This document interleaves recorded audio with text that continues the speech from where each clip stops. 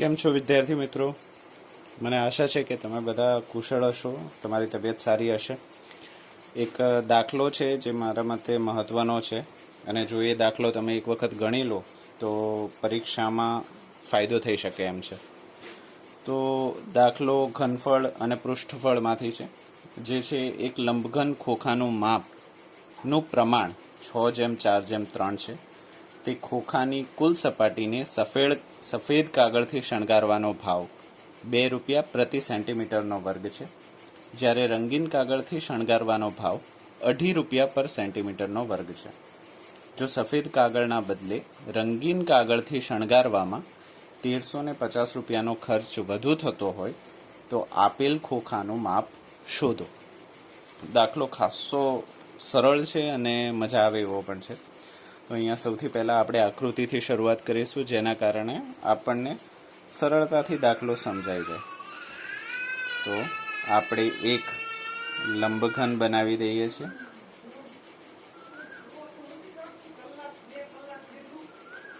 અને આ લંબઘન આપણે તૂટક રેખાથી એનો એ ભાગ બનાવી દઈએ છીએ જે આપણને દેખાતો નથી. આ લંબઘનની લાંબામાં લાંબી બાજુને L વડે દર્શાવી દઈએ, આને H વડે દર્શાવી દઈએ,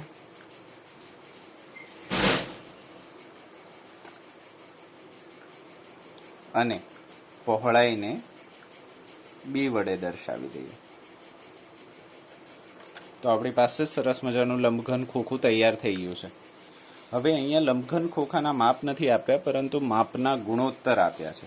તો આપણે લઈ લઈએ કે LB/H લંબાઈ ગુણ્યા પહોળાઈ ગુણ્યા ઊંચાઈનો ગુણોત્તર આપેલો છે 6:4:3. હવે આટલી વસ્તુ આપણને આપી છે, પ્લસ 2 વસ્તુ આપણને આપી છે, અને એ છે ભાવ. ભાવ શું આપ્યો છે કે આખા તમારા લંબઘનને જો તમે સફેદ કાગળથી શણગારવા માંગતા હો તો ₹2 પ્રતિ સેન્ટીમીટર વર્ગ ભાવ છે. અહીંયા સેન્ટીમીટર પ્રતિ છે એટલે આપણે સમજી શકીએ કે જે પણ તમારા માપ આવશે એ જરૂર અને જરૂરથી સેન્ટીમીટરમાં જ આવશે. એટલે આ એક વાત આપણી કન્ફર્મ થઈ ગઈ કે દરેકે દરેક માપ સેન્ટીમીટરમાં છે. હવે આપણને ખબર છે કે કુલ ખર્ચ આપણે જો શોધવો હોય તો કે સફેદ કાગળ દ્વારા થતો કુલ ખર્ચ જો આપણે કાઢવો હોય તો બહુ જ સરળતાથી આપણે કાઢતા હોઈએ છીએ, અને એ છે સપાટીનું ક્ષેત્રફળ ગુણ્યા તેનો ખર્ચ પ્રતિ ક્ષેત્રફળ. આ વસ્તુ આપણે અવારનવાર ઘણા બધા દાખલાઓમાં આ રીતે આપણે કુલ ખર્ચ કાઢતા હોઈએ છીએ. હવે અહીંયા સમસ્યા એવું છે કે કુલ ખર્ચનો તફાવત આપણને આપેલો છે. શું આપ્યું છે કે રંગીન કાગળ વડે થતા કુલ ખર્ચ ઓછા સફેદ કાગળ દ્વારા થતા કુલ ખર્ચનો તફાવત ₹1350 છે. તો આપણે અહીં એ રીતે લખી શકીએ કે અહીં રંગીન કાગળ દ્વારા થતો કુલ ખર્ચ ઓછા સફેદ કાગળ દ્વારા થતો કુલ ખર્ચ. હવે અહીંયા તમે ધ્યાનથી પ્રશ્નમાં વાંચશો તો જ્યારે રંગીન કાગળથી શણગારવાનો ભાવ ₹2.5 છે, જો સફેદ કાગળના બદલે રંગીન કાગળથી શણગારવામાં આવે તો ₹1350 ખર્ચ વધુ થાય છે. કુલ ₹1350 થતો નથી. જે મૂળભૂત કિંમત હતી એમાં ₹1350નો વધારો છે. એટલે આપણે માની શકીએ કે રંગીન કાગળનો ₹2.5 ખર્ચ હોવાને લીધે આપણે ખોખું તો એક જ છે, લંબઘન તો એક જ છે, પણ ભાવ વધારે હોવાના કારણે ₹1350નો તફાવત આવે છે. તો વધારે ખર્ચો રંગીન કાગળ દ્વારા થાય છે, એટલે રંગીન કાગળ આગળ, ઓછા સફેદ કાગળ દ્વારા ઓછો ખર્ચો થાય છે. તમને ખબર છે કે મોટી કિંમતમાંથી નાની કિંમત માઇનસ કરો તો જ તમારો ધન તફાવત આવે, જે છે ₹1350. હા કે ના? ઓકે. હવે રંગીન કાગળ દ્વારા થતો કુલ ખર્ચ આપણને ખબર છે કે કોઈ પણ ખર્ચ આપણે સપાટીનું ક્ષેત્રફળ અને તેનો ખર્ચ પ્રતિ ક્ષેત્રફળ દ્વારા શોધી શકીએ છીએ. તો આપણને રંગીન દ્વારા કાગળ દ્વારા થતો ખર્ચ, તો આપણે માની લઈએ કે આપણી પાસે જે લંબઘન છે જેનું ક્ષેત્રફળ હજી શોધવાનું બાકી છે એનું કુલ ક્ષેત્રફળ અત્યારથી માની લઈએ છીએ કે લંબઘનનું કુલ ક્ષેત્રફળ એ છે અને રંગીન કાગળ દ્વારા થતો ખર્ચ જેમ કે અહીંયા આપ્યો છે 2.5 રૂપિયા પ્રતિ સેન્ટીમીટરનો વર્ગ, તો 2.5 રૂપિયા પ્રતિ સેન્ટીમીટર વર્ગ આપણે લખી શકીએ. તો કુલ ખર્ચ આપણને અહીંયા મળી જશે. હવે અહીંયા લંબઘન તો બદલાતો નથી એટલે ઓછા આનો પણ ક્ષેત્રફળ તો આપણી પાસે એનું એ જ રહેવાનું છે, કારણ કે લંબઘન આપણે બદલતા નથી, કાગળ બદલીએ છીએ.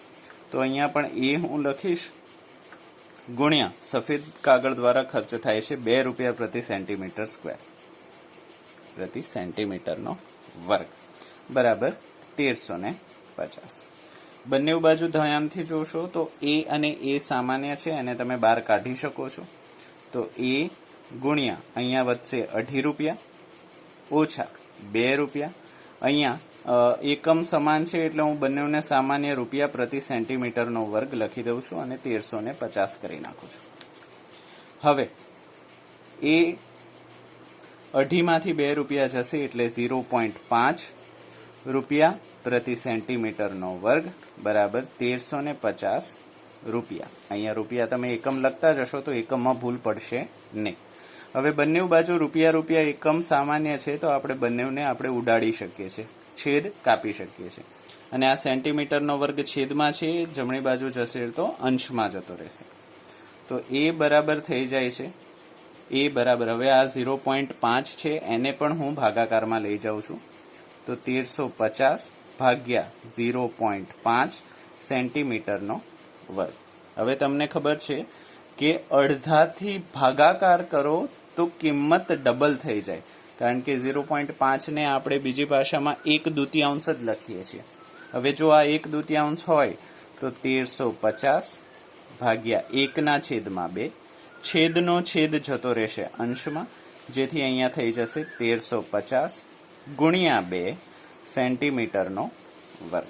તો અહીં એ થઈ જશે તમારું 13 × 26 વત્તા 100 એટલે 2700 સેન્ટીમીટરનો વર્ગ બરાબર છે. એટલે અહીંયા તમારી પાસે ક્ષેત્રફળ આવી ગયું છે. હવે ક્ષેત્રફળમાં જે માપ છે, લંબઘનના માપ છે એ હજી પણ આપણે શોધ્યા નથી.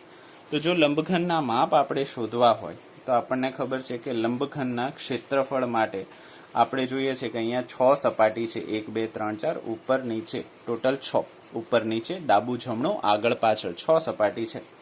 હવે જો ખાલી આ એક સપાટીની વાત કરીએ તો L ગુણ્યા H. હવે આવી નાવી પાછળ છે એટલે 2L ગુણ્યા H. આ બાજુની વાત કરીએ તો B ગુણ્યા H. આવી નાવી જમણી બાજુ છે એટલે B ગુણ્યા H 2 વખત. એ જ રીતે ઉપરની કરીએ તો L ગુણ્યા H અને એવી ને એવી નીચે છે એટલે L ગુણ્યા H. દરેકે દરેક વસ્તુ જોડીમાં છે એટલે અહીંયા તમને ખબર છે કે ક્ષેત્રફળ, લંબઘનના ક્ષેત્રફળનું સૂત્ર 2 કૌંસમાં LB વત્તા BH વત્તા HL છે. હવે જો આ સમીકરણ 1 હોય અને આ સમીકરણ 2 હોય, આ બેને આપણે જો સરખાવીએ તો આપણે આ રીતે લખી શકીએ છીએ 2LB વત્તા BH વત્તા HL બરાબર 2700 સેન્ટીમીટરનો વર્ગ. હવે આ બે જે ગુણાકારમાં છે એને તમે જમણી બાજુ ભાગાકારમાં લઈ જાઓ તો અહીંયા વધશે LB વત્તા BH વત્તા HL બરાબર ફરી પાછો આ 1350 થઈ જશે ભાગાકારમાં 2 હોવાના કારણે. હવે LB BH અને HL નો ગુણોત્તર અહીંયા આપેલો છે એટલે હવે કારણ કે ગુણોત્તર અહીંયા આપ્યો છે, અહીંયા થોડુંક તમે ધ્યાનથી જોઈ લો કે L જેમ B જેમ H બરાબર 6 જેમ 4 જેમ 3 છે. હવે જો જ્યારે તમે ગુણોત્તરમાંથી એને કિંમતમાં ફેરવો છો ત્યારે તમારે એક ચલ આપવો જરૂરી છે.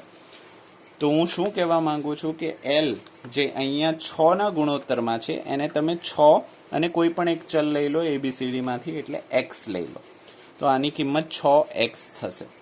એ જ રીતે B ની જ્યારે વાત કરીએ તો આને 4x લઈ લો અને જ્યારે આની H ની વાત કરીએ તો આને 3x લઈ લો.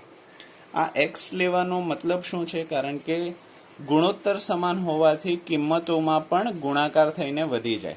માની લઈએ કે જો x 1 હોય તો આ બધી બાજુ 6, 4 અને 3 થઈ જશે. જો x 2 નીકળશે તો 6 દુ 12, 4 દુ 8 અને 3 દુ 6. હવે જો તમે ગુણોત્તર લેશો તો ગુણોત્તરમાં કોઈ ફેર નહીં પડે, કારણ કે ચલ જે છે એ તમારું ઉડી જશે. એટલે કારણ કે અહીંયા ગુણોત્તર 6:4:3 છે, જેને એક ચલ આપવો જરૂરી બને છે.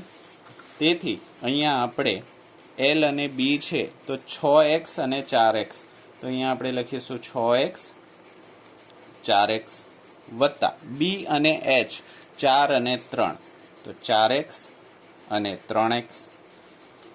H અને L, H છે 3, L છે 6, તો અહીંયા આપણે લખીશું 3x અને 6x બરાબર થઈ જશે 1350. હવે આને સાદું રૂપ આપતા જઈએ તો 6 ચોક થાય છે 24, x² 4 તાલી થાય છે 12, x², 3 છંગ થાય છે 18, x² બરાબર થાય છે 1350. જો હું એકમને નીચે ઉતારતો જાઉં તો સેન્ટીમીટરનો વર્ગ થાય છે, એ ભૂલવાનું નથી, સેન્ટીમીટરનો વર્ગ.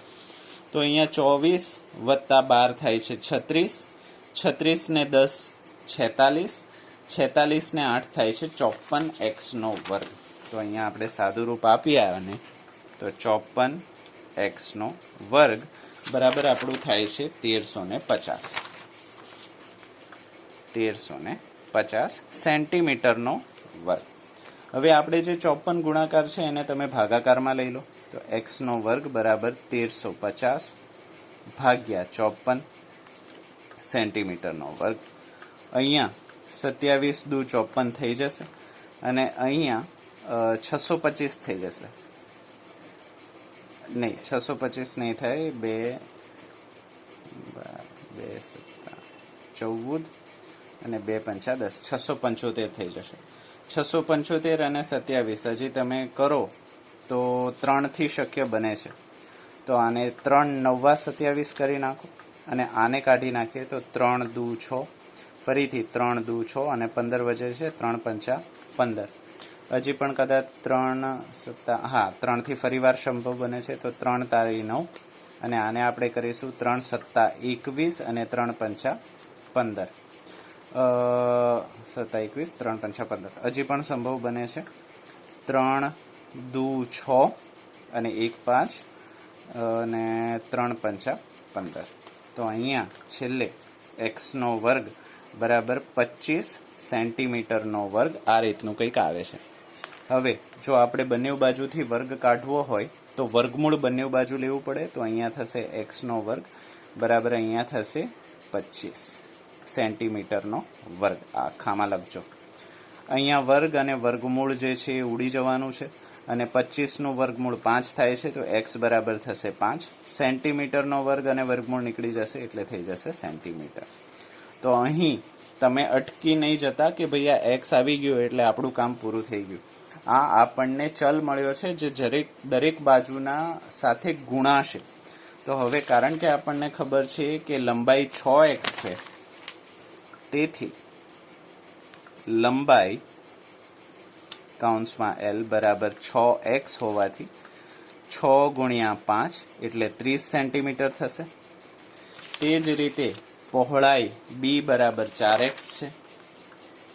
પહોળાઈ B બરાબર 4x છે, જેને આપણે લખીશું 4 ગુણ્યા 5, જેથી થઈ જશે 20 સેન્ટીમીટર. અને હજી એક છે ઊંચાઈ, જે છે 3x. ઊંચાઈ h જે છે 3x, x ની જગ્યા પર 5 મૂકો, 3 ગુણ્યા 5 બરાબર 15 સેન્ટીમીટર. તો આપેલો જે આપણો લંબઘન છે એની ખરેખર લંબાઈ, ઊંચાઈ અને પહોળાઈ સરળતાથી મળી ગઈ છે. આમ તો સરળતાથી તો ના કહેવાય, ખાસી મહેનત કરવી પડી છે. એ છે 30 સેન્ટીમીટર, પહોળાઈ છે આપણી 20 સેન્ટીમીટર અને ઊંચાઈ છે આપણી 15 સેન્ટીમીટર. તો આઈ હોપ આ દાખલો તમને સરળતાથી સમજાઈ ગયો હશે. વિડીયો જોવા માટે થેન્ક યુ સો મચ.